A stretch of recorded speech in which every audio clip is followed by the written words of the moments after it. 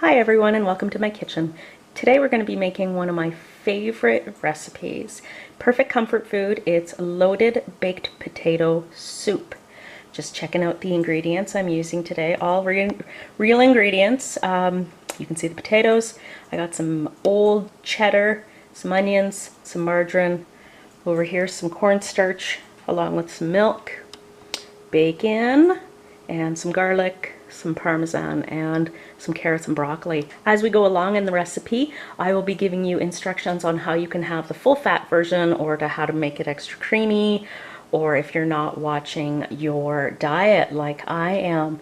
First up, before we do anything else, I am going to be cooking up about 4 pieces of bacon and putting that aside. So let's get on with the show. Now what we have here is just regular packaged bacon like you saw in the previous section, and what I do is I just take a pair of scissors and I just cut the bacon in half, and that way it makes it super easy. You have way more room in the pan than if you could only fit 4 long pieces. Just get them all right in there.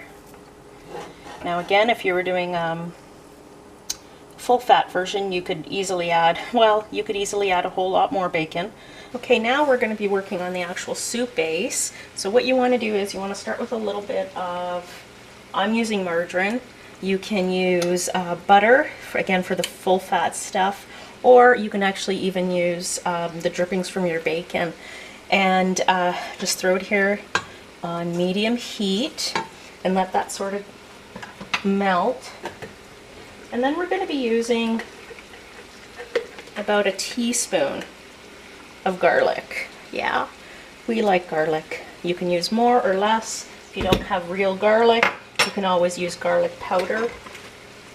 According to the bottle of garlic stuff I have, it is half teaspoon is a clove. So that's about 2, maybe even 3 cloves. So you want to let that melt and cook down just a little bit.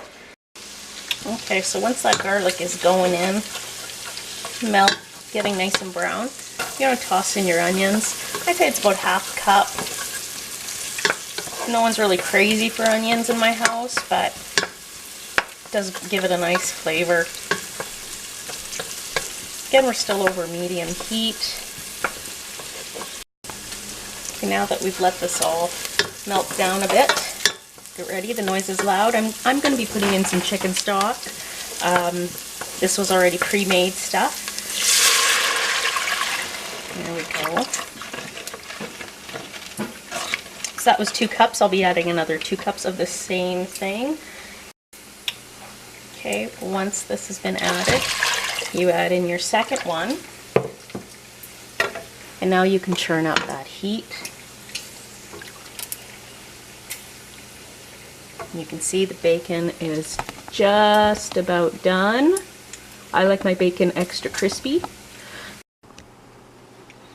So now that we've added in our stock, we're ready to add in our potatoes. These have been peeled and chopped up fairly small. The smaller they are, the faster they'll cook. These are 2 fairly large russet potatoes. Those are my favorite for making this soup. They hold up really well, and they just give it a really nice flavor. Now at this point, you can season it a little bit. I don't like to use a lot of salt in my cooking, so just a couple little turns, and just a little bit of pepper.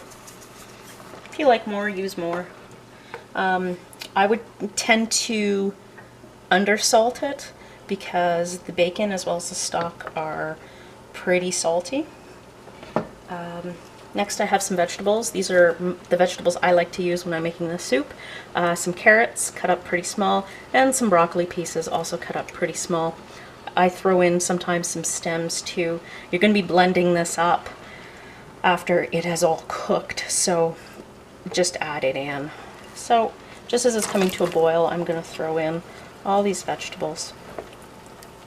Now it's pretty easy to double or triple this recipe, but by the time it all comes to a boil, you pretty much just want the top of the water to be hitting the vegetables. You don't want it up here, you don't want it too low. You just kind of want it to be even.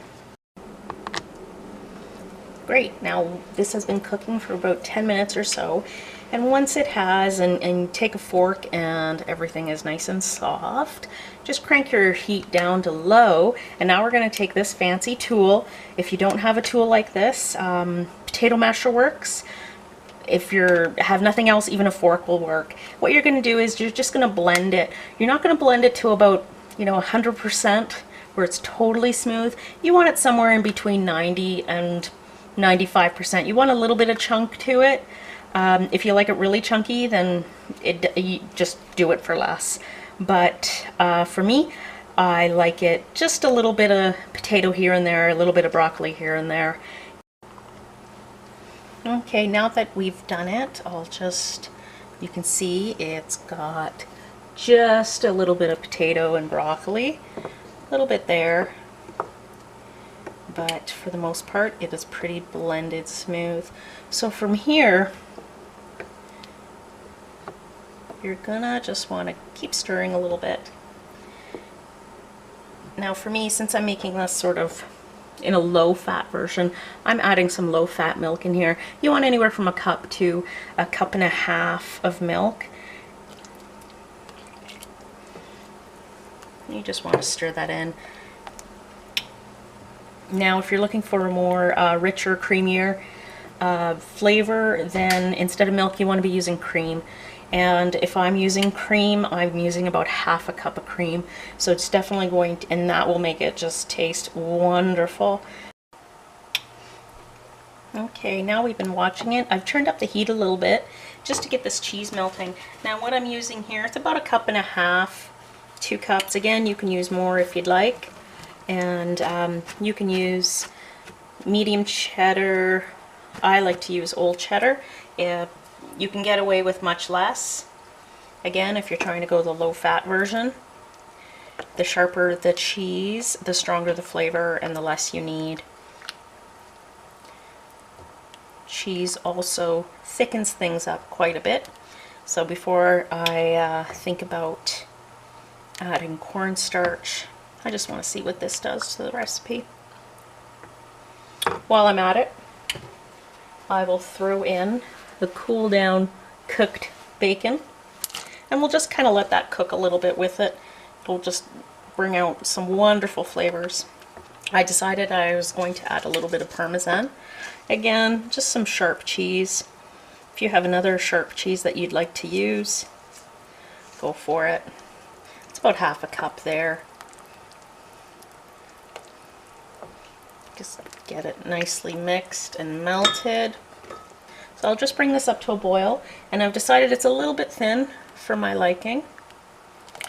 So I will be making a cornstarch slurry, which is just a half a cup of water and 2 tablespoons of cornstarch. I'm just going to stir that up, and once this is boiling, I will add the cold slurry of cornstarch into the soup. Now once this has come to a boil, let's give it a quick whisk. And when you're ready, just dump that cornstarch in there and start whisking away. You will notice almost immediately it will start to thicken up. Now you can use flour. I find with flour you really have to cook it out, and so you'd be standing here in front of the stove for another 20 minutes cooking out that flour taste. With cornstarch you are done much quicker, and I prefer the taste of cornstarch over flour, I suppose. You're never going to know exactly how thick it is until it's reached a boil. So I'm happy with this now. You want to let it cool for about 20 minutes so it can set a little bit for you, and then you're ready to eat. Thanks so much for watching. If you like this video, let me know. Feel free to comment, and subscribe, and see you next time in my kitchen. Thank you.